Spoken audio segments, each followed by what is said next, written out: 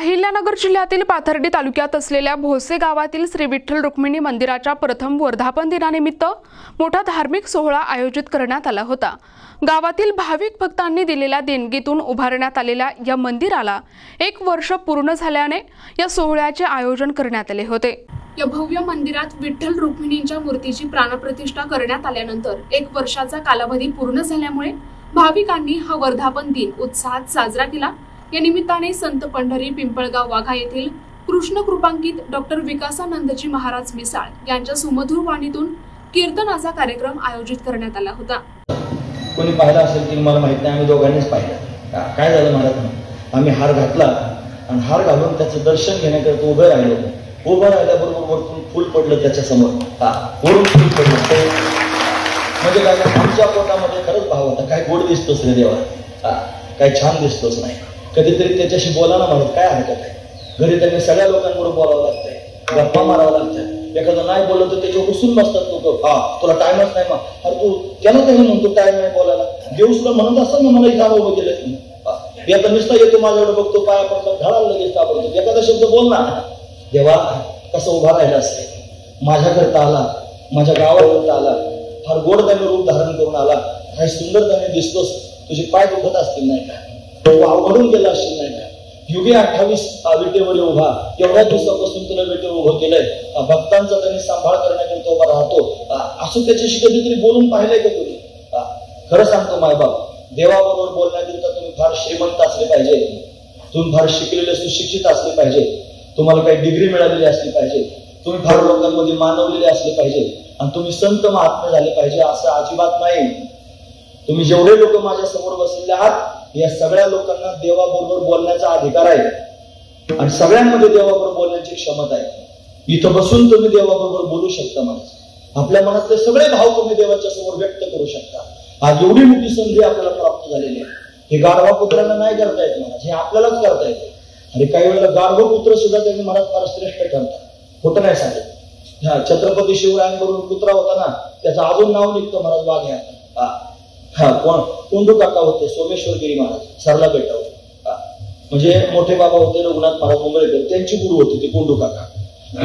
त्या कोंडू काकांच्या गाडीला 2 बैल होते, ते गाडीत बसले की बैलांना फक्त सांगायचं अमक्या गावाला जायचे, गाडीत झोपायचं, माझं बिंदात झोपी जायचे, ते बैल बरोबर त्या ठिकाणी घेऊन जायचे, एवढे हुशार बैल होते।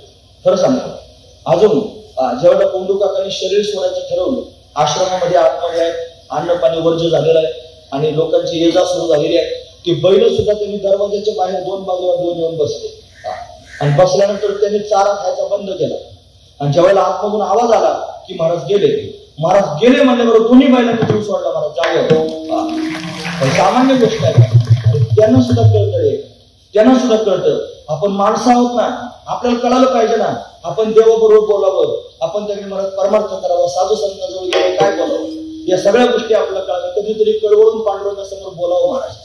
तुम्हाला काय सांगू, या लोकांना सांगतो, तुम्ही तर बोलतच आहात, म्हणून त्यांनी आपण देवाच्या जवळ गेलं पाहिजे, देवासमोर सगळं सुख दुःख सांगितलं पाहिजे। हे कधी सांगता येईल माहिती का, जेव्हा सगळं त्यांनी अवलंबन बाजूला होईल, जगातल्या सगळ्या गोष्टी बाजूला होतील। काल एक साधक आम्हाला भेटला, कीर्तन करत होता, सगळ्या गोष्टी होत्या, रडत होता महाराज, रडता सांगत होते, कोणी महाराजांना मला सांगत होतं, रडता सांगत होतं महाराज, असं वाटतं करूच नाही, फार गुंतलो, फार अडकलो, फार धावपळ होते, फार त्यांनी असं होतं, असं वाटतं फक्त तू पाहिजे, फक्त मी पाहिजे, जगातलं कोणीच नाही पाहिजे। आणि असं म्हणून खरं सांगा ना महाराज, तू माझ्याशी बोलल का, एकदा तरी माझ्या समोर त्याने यावं आणि 1 शब्दभर माझ्याशी बोलावं, मला दुसरं काही नाही पाहिजे। मी जन्माला आलो ना, त्या जन्माला आलं तर सार्थक होईल, फक्त देव एकदा माझ्याशी बोललं पाहिजे, अशी भावना जर पोटात उचमळून आली ना महाराज बाहेर, तर त्याच्या जीवनाचं सार्थक झालं ना। एवढं वाटलं तरी सुद्धा देव त्याची नोंद करून घेतो वहीमध्ये, देवाजवळ डायरीच आहे लिहायला, तू सगळ्यांचं इथं बसले तुम्ही सगळेजण आहात ना, तुमच्या मनात आता बसल्या जर हा भाव तयार झाला ना की देवाने मला पण हा कीर्तनकार बरोबर बोलतोय, त्याचं म्हणणं खरं आहे, देव आला पाहिजे, हे कशा करता मी करतोय हा सगळा उठा ठेव, हे सगळं कशा करता वाचतं, हे कीर्तन कशा करतात, ही सगळी व्यवस्था कशा करतात, हे गंधन माळी कशा करतात, हे पारायण वाऱ्या कशा करतात, हे फक्त त्याला पाहण्या करतात, त्याच्याशी बोलण्या करतात। आणि एवढं करून जर तो नाहीच भेटला मग काय करायचं, तो भेटला पाहिजे, तो आला पाहिजे, तो दिसला पाहिजे, तो बोलला पाहिजे, अशी भावना उच्च म्हणून ज्याच्या पोटात निर्माण होते, देवाला कळते महाराज। आणि तो खरोखर नमूद करून घेतो.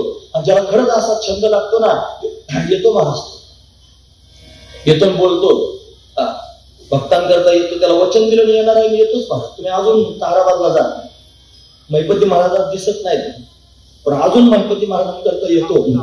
आणि त्या पाय घड्या घालतात ना, पाऊल घड्या, त्या अशा घड्या घालून ठेवल्या जातात, त्याच्यावर बुक्का टाकतात आणि सगळे बाजूला होतात आणि खरोखर त्याच्यावर पावलं उमटलेली दिसतात महाराज. तुम्ही जर गेले असाल तर तुम्हाला पाहायला मिळाला असेल. आणि याला वचन दिलं जावं लागतं.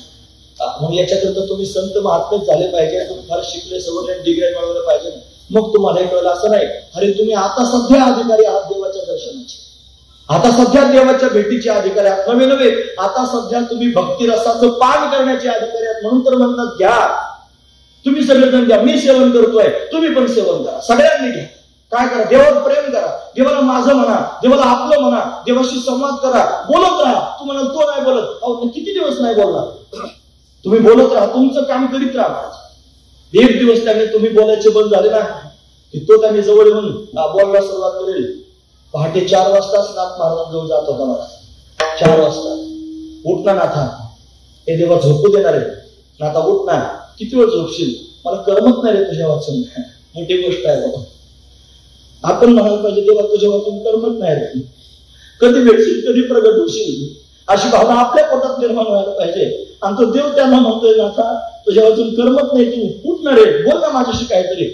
अशी भूमिका देव धारण करतो. पण कधी, जेव्हा उत्कटता आपल्या पोटात तयार होईल त्यावेळेला अशी उत्कटता आपल्या पोटात तयार व्हावी, मग आपल्याला पण ते सेवन करता येईल. मला फार महत्वाचा विचार. तो देतो विटेवरी ज्याची पावले समान, तोच हे देणारा तोच आहे मला, त्याच्याशिवाय दुसरा कोणी देत नाही. त्यांनी मला खरोखर फार परमार्थाने वय दिला असेल, आपण जर जन्मभर भजन कीर्तन त्यांनी केलं असेल, आपण जर जन्मभर त्यांनी परमार्थ ऐकला असेल, तर आपल्या मनात असा विचार यायला पाहिजे, देवा एवढ्या दिवसापासून ऐकतोय रे, एवढ्या दिवसापासून सांगतोय, एवढ्या दिवसापासून हे सगळं करतोय, हे फक्त तुझ्या प्राप्ती करता करतोय.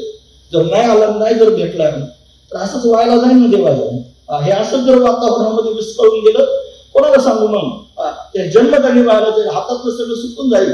पण तू आला पाहिजे, तुम्हाला भेटला पाहिजे, अशी भावना पोटात निर्माण केली पाहिजे महाराज. श्री विठ्ठल रुक्मिणी भक्त मंडळ आणि समस्त भजनी मंडळ यांच्या वतीने या कार्यक्रमाचे आयोजन करण्यात आले होते. कार्यक्रमाला पंचक्रोशीतील भजनी मंडळ, धार्मिक, सामाजिक आणि राजकीय क्षेत्रातील मान्यवर तसेच मोठ्या संख्येने भाविक उपस्थित होते. कीर्तनानंतर बाबूराव गणपत टेमकर यांच्यातर्फे महाप्रसाद वाटप करण्यात आले. यानंतरच कार्यक्रमाची सांगता झाली. प्रतिनिधी भिवसेन टेमकर, NTV न्यूज मराठी, पाथर्डी, अहिल्यानगर.